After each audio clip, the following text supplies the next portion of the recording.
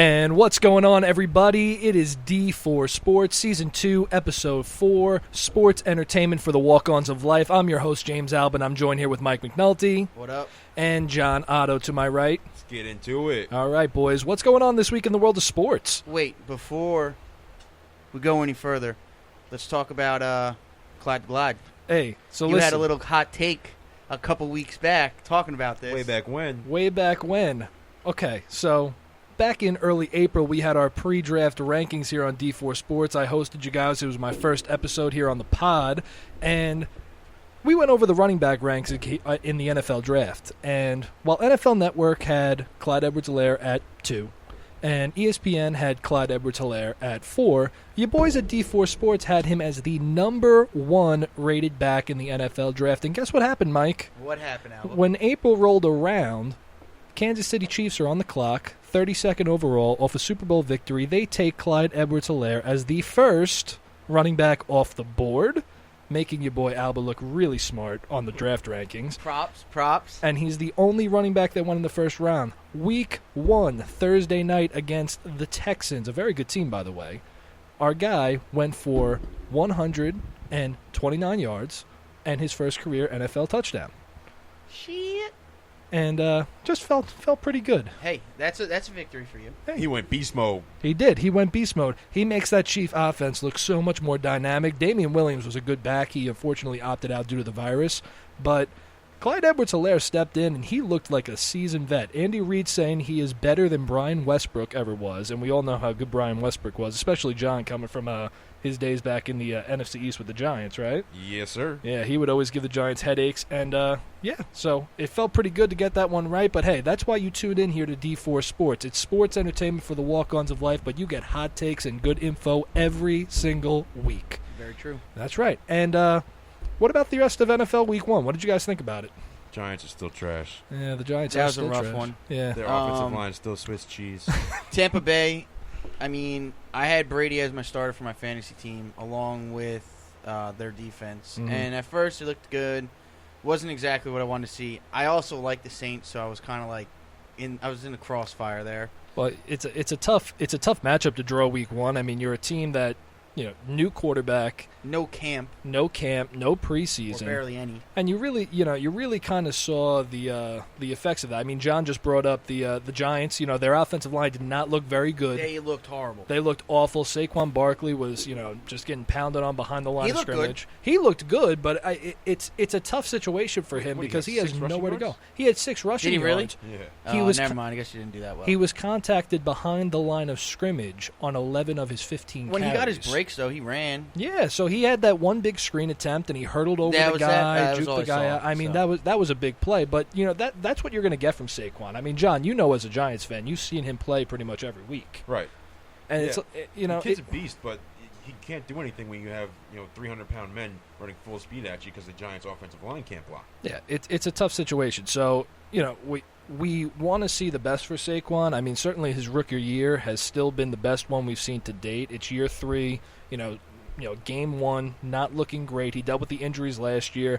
But again, Mike brings up a great point. No camp, no preseason, and that's the ultimate result. It's especially on the O-line. You had a rookie left tackle. You had new starters all over the place. And basically what you're looking at there is the O-line, the biggest thing, coming from coaching the spot, playing the spot along with these two guys next to me, being a good gelled together unit is probably the most important part of having success at that position. Yes. Would you say so? 100%. Absolutely, 100%. I mean, Mike, you played the position in college, so you also got to see it at another level. When that unit is gelled together, that is when things really start clicking on all cylinders. Yeah, 100%. I mean, you got to have the chemistry, but you also got to have that connection. And I do think that was hard this year for a lot of teams to build, just because they had that short camp, new guys coming in. You weren't able to really feel things out. You never preseason. Somebody I liked that played well, or that I saw on a couple of highlights, and I watched a little bit of the game, was Aaron Rodgers, bro. He aired out. Yep. He tore it up. Yeah, Aaron Rodgers had a great game.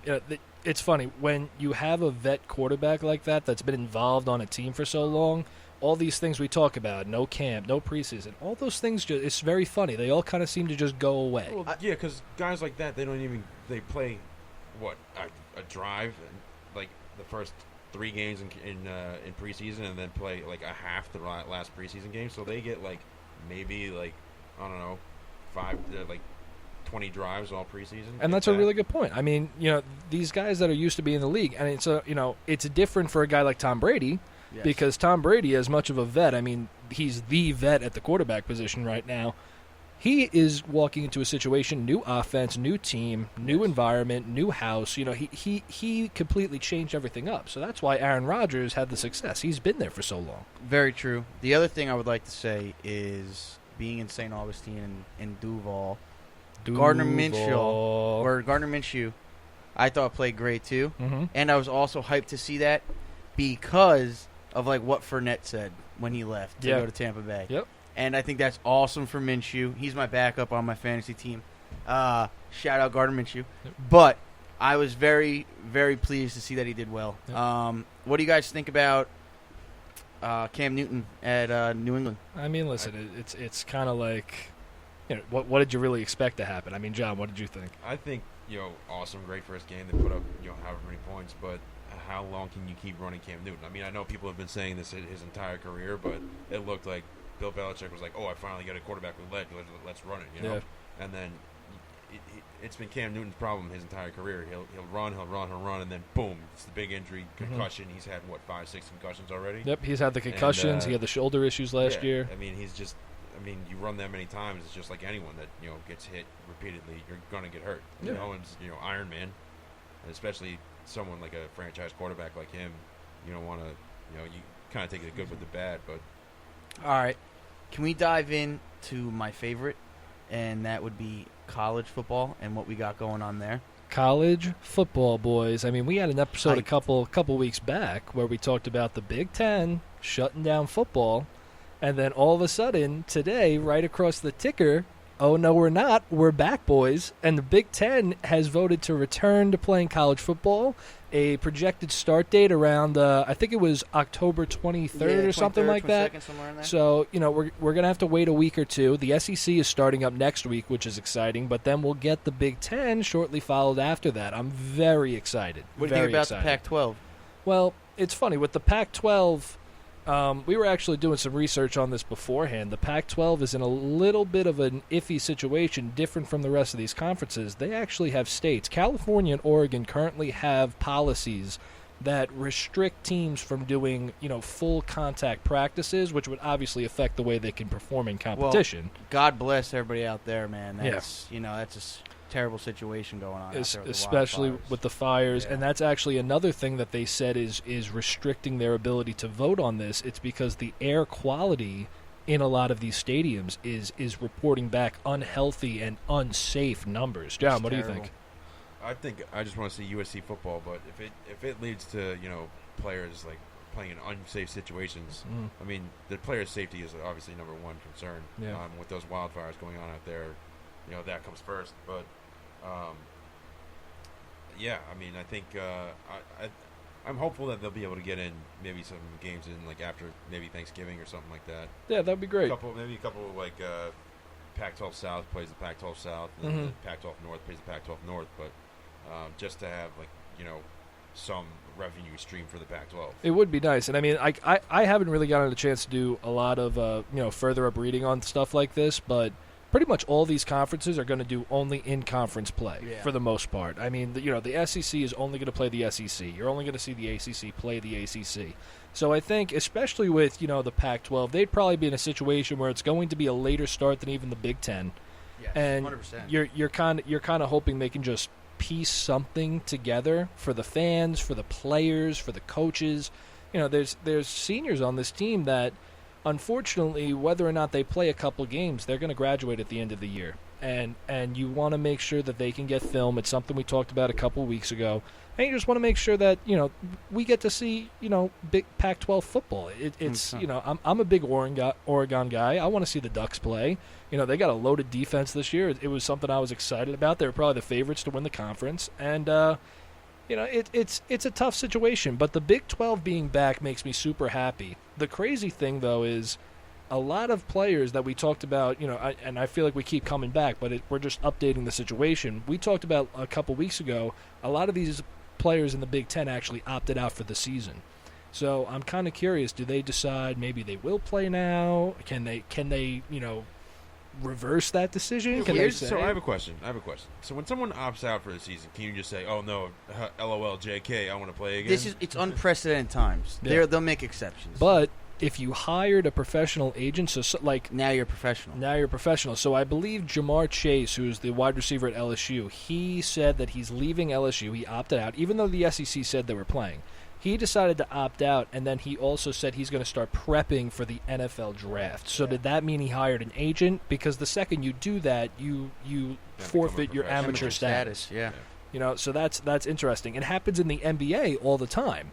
When what's cool about the NBA is the players in college basketball are allowed to say, "I'm going to the NBA draft," and they participate in the combine. When they participate in the NBA scouting combine, they then evaluate what their draft position is going to be. And then they can drop, right? And then they can decide, do I want to hire an agent or do I want to go back to school? It's the only league that does that, and I think it's super awesome. The MLB does do that in some respect, where you get to choose, do I want to go to college for 2 years, 4 years, or come out of high school? Well, yeah, you can get drafted like number 1 overall and say, "No, I'm going to college." Right, you can do that. But like in terms of going right away from college to the league, the way NCAA basketball and the NBA does it, it's pretty cool that you get that ability to make that decision. Well, here's my next thing, okay? You see a rise in COVID, and I know I don't really want to touch on this too long, but you see a rise of COVID on college campuses. Do you think that you could possibly see something happen now? Like, that's the thing. If you're going to let the students into the games, they're going to be tailgating. I hope it doesn't happen because I want to watch football, but what do you think your chances are? You think there's a chance that this could still get shut down? Or no, once they're in, they're in. Are online already, and all those kids are already home. So, but they only shut down certain campuses like when they got it 2 weeks, okay, and then they went back. Yeah, and a lot of them have been canceled for the entire semester. You sure? Positive. Wow. All right, so then that's that. I mean, but I was just thinking, not canceled, but they're online for the rest of the semester. I do know that a lot of these teams that are playing, big time sports, they've found ways to like isolate these players even on campus to the point where it's like they're really at a limited risk factor to get COVID. Yeah. I believe that a lot of these teams are actually encouraging their players to only take online classes, which that's is really what smart. And I'd say you're only coming to football. Yeah, no. All these athletes have their own athlete dorm, where there's one dorm on campus where all the football players live, and the baseball players and the tennis. Of course, players you just got to keep them from going out. Right. Right. That's going to be the hardest part. Yeah. Okay, so it's trying to get the third string kicker to not go out to a party one night and then bring it back to the locker room and get everyone sick. Was that you, John? I wish. Yeah. All right, so we're running out of time here, but I do want to kind of just go through a quick week recap. Some other news. We had the Clippers in the NBA playoffs blow a 3-1 lead to the Nuggets. Nuggets moving on to play the Lakers in the Western Conference Final. Bam Adebayo, that block on Jason Tatum. John, we were talking about that earlier. Great wall of Miami. I watched 5 seconds of the game, and that was the 5 seconds I watched, and I'm glad that was the 5 seconds I watched. Why was that the 5 seconds you watched? Because it was a commercial during the Islanders game. Oh, okay. So moving on to that, we have the Islanders force Game 6 against the Lightning. Let's go Isles, yes, yes, yes. And then the Stars advance to the Stanley Cup Final, and we're feeling pretty good about that. These NBA and NHL playoffs, as long as they've taken, and as much as we thought they weren't going to happen, we're in a situation now where we're on to the finals pretty much. We're almost there. Yeah, I mean, for someone that everyone's saying, "Oh, it's a fake season. It's a fake season." Like, the support is still there from all the fans. Like, if Islanders win a Stanley Cup this year, it's still going to count. We're raging. We still got the cup. Yep. All right, and still going to raise a banner. 100%. And kind of moving into next week, we'll talk a little bit more about baseball as that season draws closer to a close. Any final thoughts here, guys? We're gonna close it out. All right, cool. Well, you guys know what it is. It is James Alba with Mike McNulty and John Otto here on D4 Sports. Sports entertainment for the walk-ons of life, guys. I want to thank you for tuning in, and we'll see you guys next time. Peace out. Later.